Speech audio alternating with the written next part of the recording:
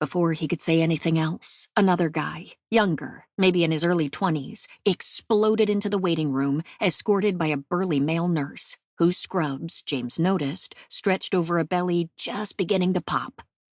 "Y'all are goddamn quacks!" he shouted back to the patient examination room. He shoved off the nurse and slammed through the front door into the street. The waiting room was unnaturally hushed after that.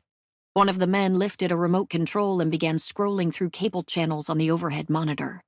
"Wait," said someone else. The television settled on Good Morning Dallas, an insipid breakfast show that featured a man so pretty he looked plastic, and a blonde woman with teased, helmeted Texan hair. The breaking news banner chased its tail across the bottom of the screen. "What we do know, Terry," the man said, "is that there have been reports from all 50 states of men waking up in various stages of, he shook his head. "I can't even say it."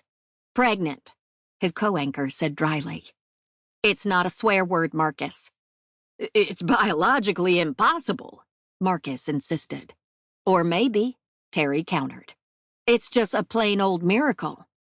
"Mr. James Arbaville?" At the moment his name was called, James felt something. An elbow? A rump? Distending his belly so that it swelled to one side, like dough rising. James's head whipped toward the nurse. "Yes," he said. "That's me." Here is what people knew for certain. Unlike some women, trans men, and non-binary people, cisgender males did not have the reproductive system that allowed them to bear children. But all the same, as the morning wore on, the number of confirmed cases of surprise pregnancies, confirmed via HCG in the bloodstream and urine, rose from 10 to 10,000 to the millions. Some were in advanced stages of pregnancy, but far greater numbers were still not showing, and only tested because of strange symptoms: nausea, sensitive nipples, bloating. Twitter users blamed the progressive left and the conservative right. Instagrammers posted selfies of their bellies with captions like, "Coming for you, Rihanna," or "Shouldn't have had that last donut." None of the afflicted were under age 13 or older than 45. None of the pregnant men understood how, overnight, they were suddenly host vessels for fetuses of various sizes. Here is also what people knew.